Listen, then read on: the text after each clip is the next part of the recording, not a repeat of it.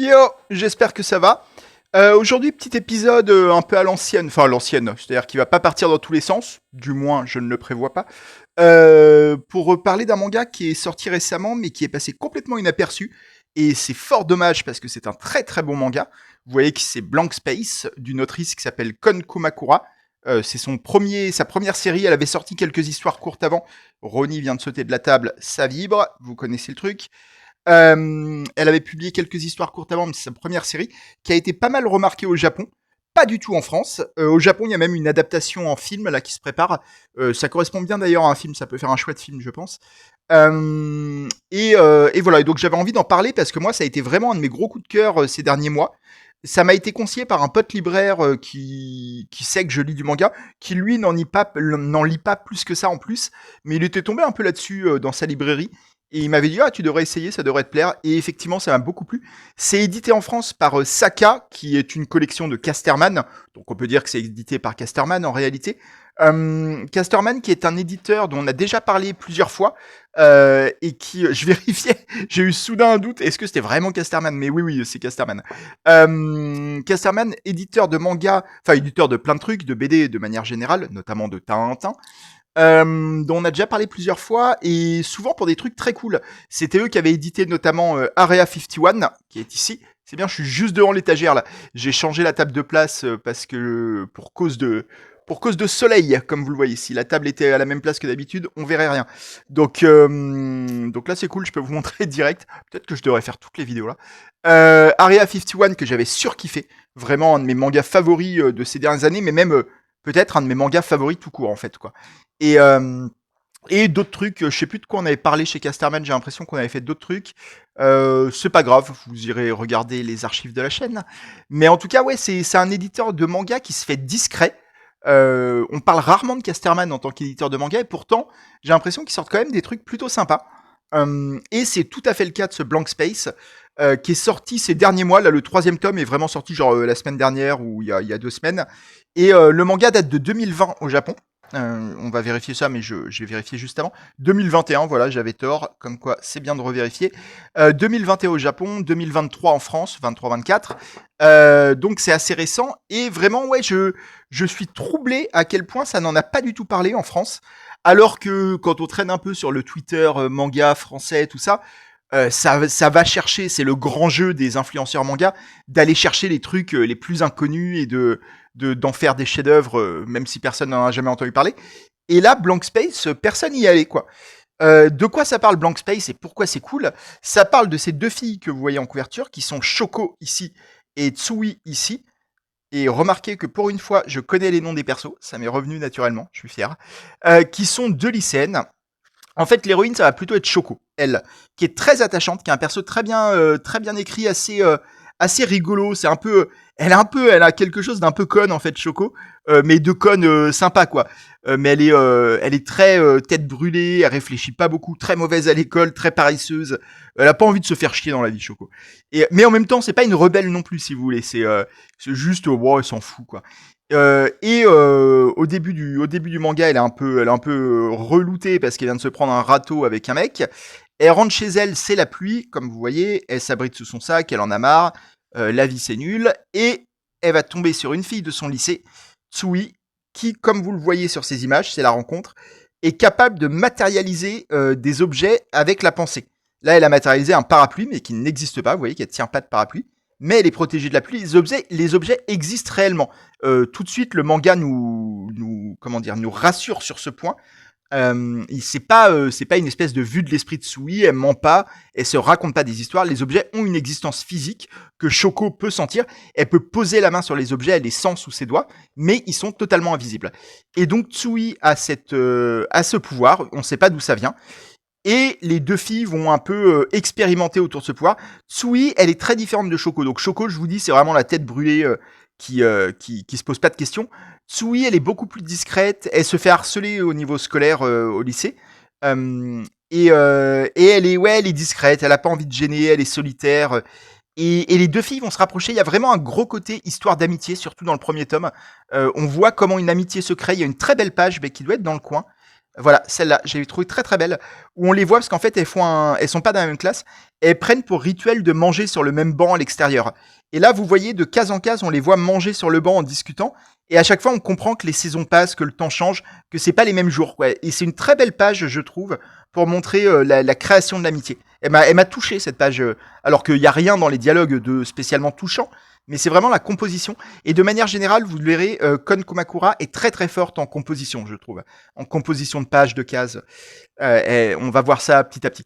Et donc voilà, donc sur le premier tome, il y a un peu cette création d'amitié, et en même temps, ils expérimentent avec le pouvoir de Tsui. Tsui qui, de par son quotidien qui est beaucoup plus sombre que celui de Shoko, par le harcèlement scolaire qu'elle subit et tout ça, a des envies morbides dont elle parle pas forcément. Par exemple, là, elle a créé un flingue. Un peu pour suicider, enfin on sait pas trop, elle-même ne le sait pas trop, mais elle a eu l'envie de créer un flingue, dont elle va se servir pour casser les vitres du lycée pendant une réunion d'élèves, ce qui ressemble quand même un peu à du mass shooting, un peu un truc à la Columbine. Alors elle tue pas d'élèves, hein, mais elle tire quand même dans les vitres, il y a quand même un truc... Shoko sent que Tsui va pas bien, quoi. Donc elle va essayer de la rassurer, essayer de travailler avec elle, et un peu pour éviter de laisser libre cours à ses pensées morbides, Shoko va lui conseiller, enfin va la lancer sur le projet de se matérialiser un petit copain. Voilà, parce que Tsui est célibataire, Shoko aussi d'ailleurs, c'est un peu la grande obsession de Shoko de se trouver un mec, et elle va dire à Tsui, bah attends, c'est une expérience de ouf de créer un humain, tu sais pas si t'en es capable, parce que pour l'instant tu n'as créé que des objets inanimés, mais bah, tente, et peut-être que t'auras un petit copain. Et donc voilà, le premier tome se termine là-dessus, et se termine avec un petit suspense, non, se termine pas avec un petit suspense, ce sera pour le deuxième tome ça. Donc voilà. Donc ça c'est le premier tome, et comme je vous dis, la série est en 3 tomes. C'est une série courte, la série est terminée, elle est très très bien en 3 tomes. Maintenant il y a un autre problème de luminosité, à savoir des ombres, je ne sais pas comment régler ça. On va mettre comme ça. Bon, j'espère que vous voyez bien. Les couvertures sont jolies en plus, j'aime bien la mise en page des couvertures. Et donc ça c'est le premier tome, et je disais oui c'est en 3 tomes, et c'est très bien composé en 3 tomes. Il y a vraiment une évolution tome par tome. C'est un peu une trilogie avec 3 actes qui sont vraiment séparés par tome. Le premier, c'est ce que je vous ai raconté avec la création de cette amitié. Le deuxième, on est sur un truc qui devient... Je vais vous montrer... Alors, à partir de maintenant, parce que comme c'est 3 tomes, l'histoire va vite. Je vais vous parler un petit peu de ce qu'il y a dans les tomes 2 et 3. Je suis un peu obligé parce qu'il y a des très grandes qualités de Blank Space dans les tomes 2 et 3. Si vous êtes déjà intéressé par la série, peut-être arrêtez la vidéo maintenant. En réalité, parce que je vais essayer de pas trop spoiler non plus l'entièreté de ce que ça raconte, mais je vais être quand même obligé de dire des trucs qui sont un peu du spoil techniquement. Donc, si vous êtes intéressé par Blank Space, vous vous dites ah putain j'ai envie, arrêtez peut-être maintenant et puis on revenez me voir après qu'on continue à discuter. Voilà, je vous dis au revoir si vous arrêtez maintenant, et si vous vous en foutez du spoil, c'est mon cas, moi je suis très peu sensible au spoil, même souvent le spoil me donne envie en fait de m'intéresser à des œuvres. Je trouve que c'est pas forcément un repoussoir pour vouloir s'y mettre. Si vous en foutez, ou si que vous n'allez pas lire Blank Space, vous le savez, mais vous êtes intéressé pour écouter ma voix mélodieuse, ben restez et on continue. Ciao à ceux qui partent. Pour ceux qui restent, donc dans le tome 2, le tome 2 va être un peu plus polyphonique, c'est-à-dire qu'il va y avoir plus de personnages. Le tome 1 est vraiment concentré sur Shoko et Tsui. Le tome 2, il y a d'autres persos qui vont apparaître un peu de nulle part, qui n'ont pas de lien avec Shoko et Tsui, notamment ce mec. Ça va tourner autour en fait d'un livre. Tsui va tomber dans une boutique de la ville sur un livre, j'essaye de vous trouver ça, c'est peut-être plus tard... Je ne sais pas. Bon, quelque part, elle tombe sur un livre qui s'appelle Blank Space, et qui a été écrit par un mec de leur ville, et qui parle lui-même du pouvoir de matérialiser des choses avec l'imagination. Donc elle comprend que quelqu'un a eu le même pouvoir qu'elle, et ce livre est acheté par un autre mec qui s'intéresse, qui est ce mec à lunettes, qui s'intéresse à ce livre, et qui va rencontrer lui-même un autre gars au restaurant, ce serveur, qui est un mec de la famille du gars qui a écrit le livre. Voilà, vous voyez, mon espace vide, My Blank Space en anglais, je pense que c'était peut-être comme ça. Enfin, je sais pas comment c'était en japonais, mais en tout cas, ça veut dire blank space, espace vide, blank space. Et donc voilà, et donc ça va enquêter un peu sur qui a écrit le livre, qui est mort hein, depuis des années, mais qui parle du pouvoir de l'imagination, qui lui-même s'était créé une femme, une compagne. Donc ses pouvoirs étaient similaires à ceux de Choco. Vous voyez ça commence à jouer aussi avec la mise en page. Là, on devine une femme en vide au milieu des mots dans le roman, assise sur une chaise, là, vous voyez. Et donc, ça met des parallèles avec l'histoire de Tsui et Choco, qui, elles, ne sont pas au courant de tout ça. Là, il y a une espèce d'enquête parallèle des mecs, en fait, qui ne connaissent pas du tout les deux adolescentes. Tsui arrive à matérialiser son mec, donc dans le tome 2, elle se rapproche de son mec qu'on ne voit jamais. C'est une des grandes forces de ce manga de Kon Kumakura dans ses choix, c'est que les créations invisibles de Tsui restent invisibles même pour nous. Vous voyez là par exemple, le mec de Choco est en train de ramer. Elles sont toutes les trois sur une barque et ils rament au milieu. Le bateau avance, mais on ne voit jamais le mec. On ne le verra jamais. Peut-être à la fin. Il est possible qu'il y ait un petit cadeau pour les lecteurs tout à la fin. Mais globalement, pendant tout le déroulé du récit, on ne voit jamais les créations de Tsui. Ce qui est vraiment un choix artistique de la part de de Kon Kumakura, que je trouve ultra intéressant. Parce qu'en fait, c'est quand même une histoire qui parle du pouvoir de l'imagination. Le pouvoir de Tsui lui vient de sa capacité à imaginer les choses. Parce qu'en plus, il y a tout ce truc, elle nous explique dans le tome 1 quand elle fait un flingue ou des choses un peu complexes comme ça, que pour réussir à les créer, il faut qu'elle sache les construire dans sa tête. Elle peut pas juste imaginer je veux un flingue et l'avoir en main. Il faut qu'elle construise le flingue comme si elle l'avait sur un établi, vis par vis, élément par élément. Et donc c'est plus compliqué qu'il n'y paraît. Donc il y a vraiment un côté sur la puissance de l'imagination, la capacité de représentation qu'on peut avoir dans la tête. Donc c'est vachement cool que Kon Kumakura, l'autrice, joue avec nous, lecteurs, avec notre capacité de représentation, à faire des cases comme ça où il y a du vide, où il y a de la place pour les objets inanimés ou le mec de Choco, qui s'appelle Tetsuo. Et c'est vraiment... Je trouve que c'est... Là, Tsui, elle a un truc qui matérialise des ballons de baudruche quand elle est énervée, ça apparaît, ça pop dans ses mains d'un coup. Là, vous en voyez un. Enfin, vous ne le voyez pas, mais vous voyez qu'elle en a un dans les mains. Et ouais, j'adore ça quand une BD double son propos narratif, son propos scénaristique par le dessin. Quand ça se matérialise, quand la forme a été réfléchie par rapport au fond. Il y a à donf ça dans Blank Space, c'est brillant. Donc le tome 2 va parler un peu de tout ça, de Tsui qui commence à pas mal changer, parce que donc elle a son copain, ce qui l'a fait délaisser un peu Choco, et en même temps, il y a plein de trucs en parallèle, parce que avant de créer son copain, elle a créé un chien. Enfin, elle a essayé de créer un chien, et elle pense qu'elle a raté, mais visiblement elle a pas raté. Et il se trouve qu'il y a un chien vénère, invisible, qui se balade en ville. Voilà. Il y a tout un truc avec des rêves aussi. Il y a un jeune ado que vous voyez là, qui est le vendeur de la boutique où il y avait le livre, qui fait des rêves bizarres à propos d'une mangaka décédée, une jeune mangaka qui a gagné un concours. Il faut savoir que Kon Kumakura a aussi gagné un concours avec Blank Space. Et ouais, qui rêve d'elle. Donc il y a différentes manières d'aborder le pouvoir de l'imagination. Lui, ça passe par des rêves. Là, vous la voyez, la mangaka décédée qui est morte dans un incendie. L'incendie d'un bus. Et donc voilà, ça va jouer sur vachement de ça. Il y a plein de manières différentes. Donc Kon Kumakura, dès le 2e tome, va explorer cette idée d'imagination. Et ça va aboutir autour de cette idée du chien agressif. Dans le tome 3, un tome beaucoup plus axé action, où il va s'agir de trouver le chien et de le combattre. Je vous en dis pas trop, mais je peux vous montrer quelques trucs que Kon Kumakura s'amuse de plus en plus de tome en tome sur ce jeu de la représentation d'imagination. Il y a une femme imaginaire à un moment, je vous explique pas pourquoi. Vous voyez, là, c'est un très bon exemple de comment Kon Kumakura, dans le tome 3, c'est à partir du tome 3, ça, représente les êtres imaginaires. Elle les représente en vide, comme le titre, Blank Space. Elle fait des espaces vides dans la case, elle creuse la case, comme vous le voyez, autour du personnage. Là, vous la voyez parler, vous voyez le profil, et elle va faire ça de plus en plus, parce qu'il y a plusieurs êtres imaginaires dans le tome 3, et il y a toute une scène même de baston dans le tome 3, avec que des personnages imaginaires.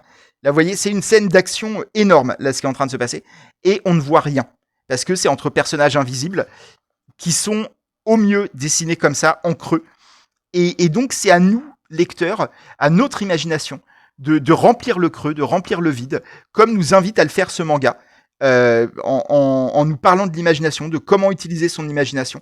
Et j'ai trouvé ça absolument brillant. Moi, ça m'a époustouflé en tant moi-même qu'auteur.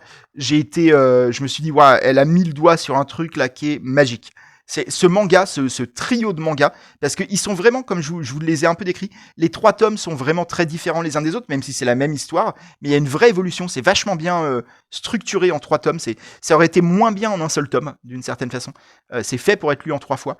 Et, euh, et ouais, moi j'ai trouvé ça, ça m'a particulièrement touché, peut-être parce que j'utilise mon imagination moi aussi au quotidien, dans mon travail d'écrivain, mais je pense que ça peut toucher absolument tout le monde parce qu'en fait, tout le monde a de l'imagination. C'est un peu un truc, quand je rencontre des lecteurs, pour feuilleter, je vais reprendre le premier tome, histoire de pas tout spoiler. Quand je rencontre des lecteurs, des collégiens, des lycéens, c'est quelque chose qu'on fait beaucoup en tant qu'auteur, souvent on me demande est-ce que ça m'arrive d'avoir le syndrome de la page blanche? Est-ce que ça m'arrive de ne pas avoir d'idées? Et en fait, non, ça m'arrive pas, et je pense que ça arrive à très peu de gens en réalité. Même à vous, si vous écrivez pas ou quoi. En fait, trouver des idées, c'est pas forcément le plus dur. On a tous des idées qui nous viennent régulièrement. Alors, elles sont pas toutes bonnes, mais des idées d'histoire.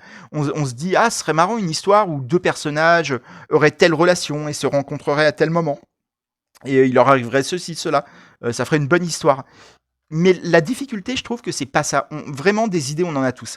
La difficulté, c'est de transformer ces idées, de les articuler les unes avec les autres pour en faire une histoire de 200, 300, 400 pages avec une progression, avec un rythme, avec une évolution. Et c'est ça qui fait la différence entre une idée et une histoire. Et Blank Space parle vraiment de ça, avec cette idée que Tsui, elle doit, pour matérialiser les objets, elle doit bien les imaginer. Elle peut pas se contenter de le vouloir. C'est pas de la volonté de créer une histoire. C'est pas j'ai envie de créer une histoire, voilà, j'ai mon idée, allez hop, on se lance, en 2 jours, c'est réglé. Non, il faut l'articuler, il faut apprendre à faire monter de la tension, à créer des personnages, à les faire évoluer, à comment raconter une action, comment décrire un lieu. Tout ça, c'est de l'apprentissage, c'est de la technique, mais c'est une technique très intéressante. Et c'est ça qui fait une histoire. Et je pense qu'il y a vraiment tout ça dans Blank Space, fait de manière magistrale, avec en plus une finesse de la part de Kon Kumakura, parce que toutes les histoires, surtout quand il y a un élément fantastique comme ça, c'est très souvent métaphorique de quelque chose. C'est un peu la grande force du fantastique, de l'horreur, de l'imaginaire, c'est de créer des métaphores pour des problèmes humains. Parce que nous, évidemment, on n'aura jamais le pouvoir de matérialiser des objets qui n'existent pas. Mais à quoi ça renvoie pour notre vécu? Et je trouve qu'il y a une vraie finesse de la part de Kon Kumakura parce que les réponses ne sont pas évidentes. Là, je vous ai donné mon interprétation à moi, qui est très influencée par le fait que je sois écrivain. Mais en fait, peut-être qu'il y a d'autres explications à ce que raconte l'histoire de Blank Space. C'est pas d'une évidence absolue. Vous voyez, une histoire de loup-garou, bon, c'est souvent très évident. Ça parle de soit de l'adolescence, la puberté, soit de la part sombre qu'on a tous, la part animale qu'on a tous en nous, qui se réveille de temps en temps de manière incontrôlée. Bon, c'est une métaphore qu'on connaît bien. Là, la métaphore de Blank, ça veut pas dire que les histoires de loup-garou sont pas bien, hein, mais globalement, voilà, on connaît. La métaphore de Blank Space, c'est à vous de la trouver, c'est à vous de fouiller, et encore une fois, c'est à vous de remplir le vide.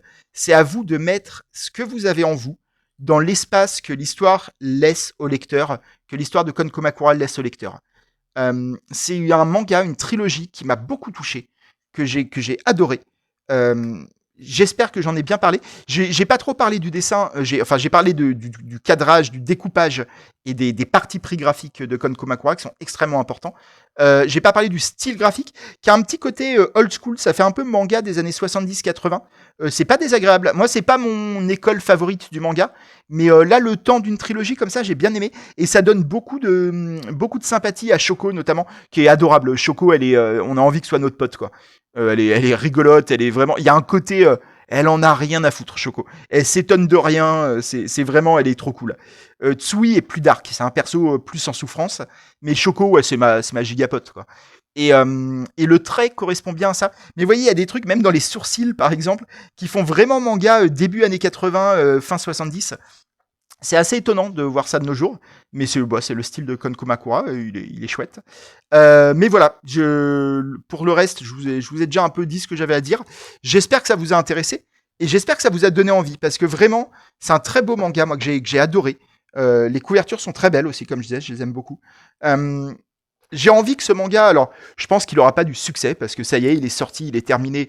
S'il avait dû avoir du succès, il l'aurait déjà eu. Mais peut-être qu'on peut le sauver de l'anonymat total. Franchement, si je vous ai intéressé, allez l'acheter, quoi. Euh, faut encourager ce genre de manga un peu à part. C'est à part, mais c'est pas non plus, c'est pas complètement indé. Vous voyez, ce que je vous ai raconté, il y a quand même de l'action, il y a du surnaturel et tout. On n'est pas sur un truc d'auteur. Enfin, si, on est sur un truc d'auteur, mais pas sur un truc complètement indé, réservé à un public très sérieux. Vous voyez ce que je veux dire? Il y a un côté divertissement aussi dans Blank Space. Et ouais, j'ai envie que ça marche un peu, quoi. J'aimerais bien qu'il y ait de la place pour ce genre de manga et pour encourager les éditeurs comme Casterman à continuer à en publier. C'est important dans le paysage manga qui ait cette place pour ce genre de titres, qui sont souvent les titres dont je parle sur ma chaîne, quoi. Moi, c'est vraiment ça. Là, on est pile dans le genre de manga que j'adore, quoi. Et voilà. J'espère vous avoir intéressé, vous avoir envie vous avoir donné envie de soutenir Blank Space, Kon Komakura, très curieux de voir sa prochaine œuvre également. Pour l'instant, c'est pas annoncé. Euh, voilà. Merci à tous. On se retrouve la semaine prochaine après un deuxième vote. On n'oublie pas d'aller voter. Vous avez été très nombreux hier à aller voter. On a été très nombreux. Allez, c'est pas perdu. La lutte n'est pas terminée. Je me refuse à la déprime aujourd'hui. À bientôt. On se quitte avec Chronique Profite du Soleil. Et je vous dis à lundi prochain. Ou avant. Peut-être que je ferai un hors-série cette semaine. Pas sûr. Pas de promesse. On se dit par sécurité à lundi prochain. Au revoir, bonne semaine à tous.